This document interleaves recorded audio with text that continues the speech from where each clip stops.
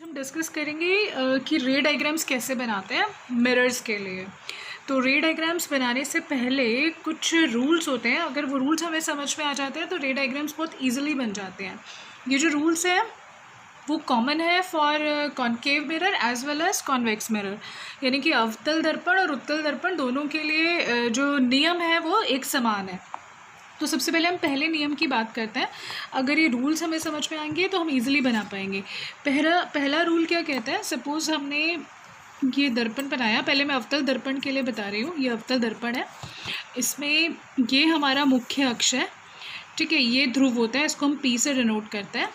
ये फोकस होता है जिसको F से डिनोट करते हैं, और ये सेंटर ऑफ कर्वेचर या जिसको हम वक्रता केंद्र कहते हैं, ये आपका वक्रता केंद्र है। पहला रूल क्या कहता है कि अगर कोई भी किरण, प्रकाश की किरण, अगर वो मुख्य अक्ष के समानांतर आ रही है, ठीक है, ये एरो जो है वो रिप्रेजेंट कर रहा है डायरेक्शन को, तो ये इसकी दिशा है, तो ये समानांतर है किसके, मुख्य अक्ष के। तो परावर्तन के बाद, ये परावर्तक पृष्ठ है इसका अवतल दर्पण का, तो परावर्तन के बाद वो कहाँ से पास होगी, फोकस से पास होगी। ये पहला रूल है। दूसरा रूल क्या है, हमने अवतल दर्पण बनाया,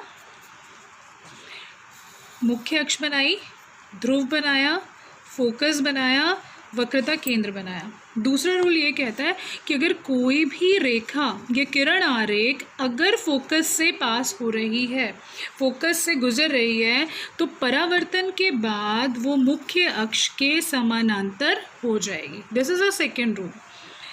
थर्ड रूल की अगर हम बात करते हैं तो ये हमने अवतल दर्पण बनाया, वही मुख्य अक्ष हो गई, ध्रुव हो गया, फोकस हो गया, सेंटर ऑफ कर्वेचर वक्रता केंद्र हो गया। तीसरा रूल ये कहता है कि अगर कोई भी रेखा, किरण आरेख अगर सेंटर ऑफ कर्वेचर से पास कर रही है, यानी कि अगर वो वक्रता केंद्र से पास कर रही है, तो ये एरो दिखाया मैंने, यानी किससे जा रही है, तो जब परावर्तन होगा इस पृष्ठ से तो वो उसी के पाथ को रिट्रेस करेगी, यानी कि जिस रास्ते से वो आई है उसी रास्ते पे वापस चली जाएगी। चौथा जो रूल है वो ये कहता है कि ये अगर हमारे पास अवतल दर्पण है, मुख्य अक्ष है, ध्रुव है, फोकस है, सेंटर ऑफ कर्वेचर है, अगर कोई भी किरण ध्रुव पे इंसिडेंट होती है, ध्रुव पे गिरती है, तो जिस एंगल से वो गिरी है उसी एंगल से वो परावर्तित हो जाएगी। तो यहाँ पे जो परावर्तन का नियम है, that is angle I is equals to angle R, वो फॉलो होता है। तो ये 4 रूल्स हैं हमारे अवतल दर्पण के लिए। ऐसे ही सेम रूल्स हैं हमारे पास उत्तल दर्पण के लिए। अब हम पहले इन रूल्स को माइंड में रखते हुए हम रे डायग्राम्स की प्रैक्टिस करते हैं फॉर अवतल दर्पण, उसके बाद हम उत्तल दर्पण पर आएंगे।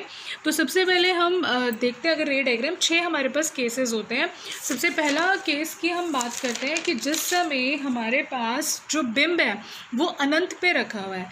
अब हम क्या करेंगे, डिफरेंट पोजिशंस ऑफ ऑब्जेक्ट के लिए हम डिफरेंट इमेज की पोजीशंस को डिटरमाइन करेंगे। तो सबसे पहले हमने देखा कि जिस समय हमने बिंब को कहाँ रखा है, बिंब होता है ऑब्जेक्ट, बिंब की स्थिति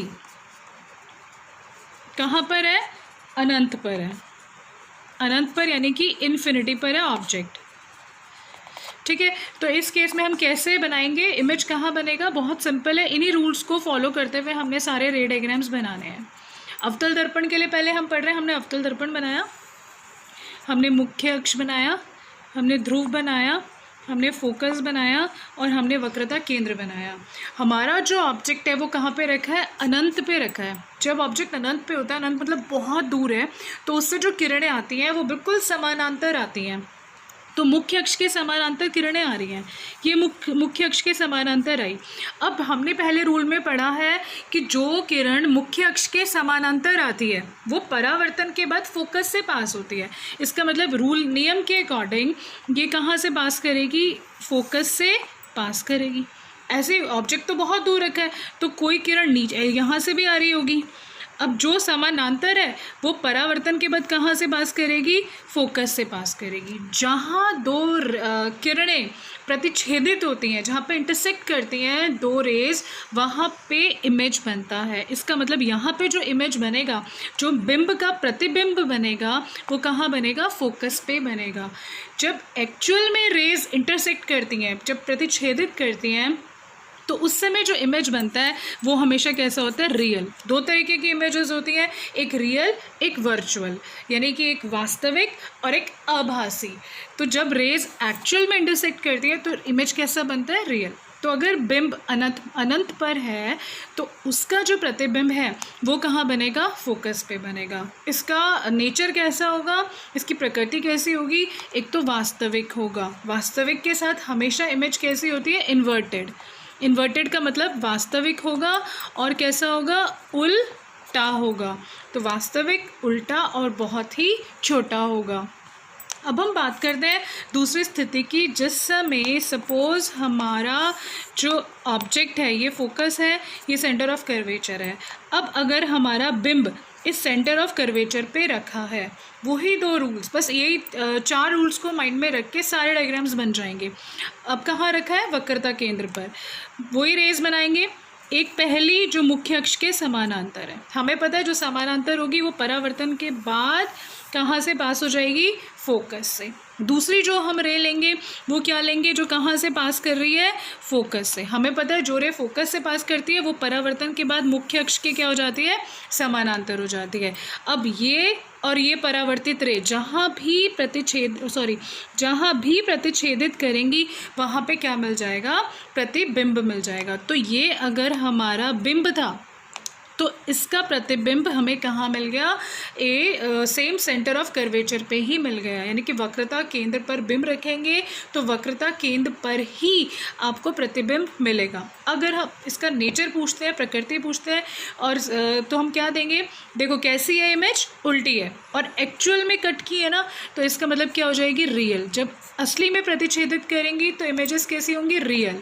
दूसरा उल्टी है तो क्या हो जाएगा, इनवर्टेड। स्थिति कहाँ पे बनी है, तो हम लिखेंगे सी पर ही बनी है। अब हम बात करते हैं थर्ड केस की। थर्ड केस, जिस समय हम कहते हैं कि हमारा जो ऑब्जेक्ट है, ये आपका कॉनकेव मिरर हो गया, ठीक है, ये पोल है, ये फोकस है, ये सेंटर ऑफ कर्वेचर है। अब हम लेते हैं कि सी से परे है। जो क्वेश्चन मैंने आपको 6 क्वेश्चन जो टेस्ट में दिया है वो यही दिया है कि हमने ऑब्जेक्ट को कहाँ रखा है, बिंब को कहाँ रखा है, सी से परे रखा है। तो अब देखो कैसे इमेज बनेगी, वही रेज बनानी है जो पैरेलल टू प्रिंसिपल एक्सिस है।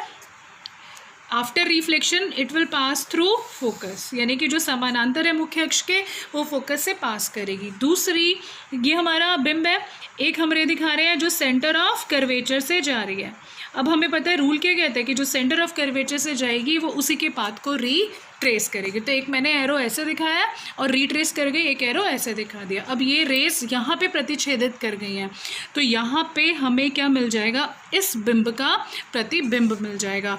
एक्चुअल में रेस इंटरसेक्ट करी तो कैसी होगी, वही रियल। उल्टी है तो कैसी होगी, इन्वर्टेड। साइज़ कैसा है, स्मॉल इन साइज़, छोटा है, जो बिंब है उससे छोटा इमेज हमें मिला है, तो स्मॉल इन साइज़। ये वाला केस समझ में आ गया, ये टेस्ट में दिया था मैंने। अब हम बात करते हैं चौथे केस की, जहाँ पर हमने ऑब्जेक्ट को रख दिया है सी और एफ के बीच में। जब हम सी और एफ के बीच में रखेंगे वही हमने रेज बनानी है। वही पहला जो प्रिंसिपल एक्सिस के पैरेलल है वो कहाँ से जाएगी, फोकस से जाएगी। दूसरी हम ये सेंटर ऑफ कर्वेचर से भी पास कर सकते हैं, दूसरी हम फोकस से भी पास कर सकते हैं। तो दूसरी रे हमने ले ली जो कहाँ से जा रही है, फोकस से जा रही है। फोकस से जा रही है तो रिफ्लेक्शन के बाद, परावर्तन के बाद कैसी हो जाएगी, परावर्तन के बाद ये मुख्य अक्ष के समानांतर हो जाएगी। तो यहाँ पे ये रेस प्रतिच्छेदित हो गई, तो यहाँ पे यानी कि ये यहाँ पे आपको क्या मिल जाएगा, इमेज मिल जाएगा। तो ये जो इमेज है वो कहाँ मिलेगा, बियॉन्ड सी, सी से परे। तो जब सी से परे है तो स्थिति हो गई सी से परे। नेचर पूछेंगे, प्रकृति पूछेंगे तो आप क्या देंगे, रियल है, इन्वर्टेड है और बिंब से बड़ा है, तो एनलार्ज्ड, इसको हम बोलते हैं एनलार्ज्ड है, बिंब से बड़ा साइज है। Fifth case, pole, focus, centre of curvature. Fifth case हम लेते हैं जिस समय हमारा जो ऑब्जेक्ट है वो कहाँ रखा हुआ है, फोकस पे रखा हुआ है। Again 2 rays, one which is parallel to the principal axis, after reflection it will pass through focus.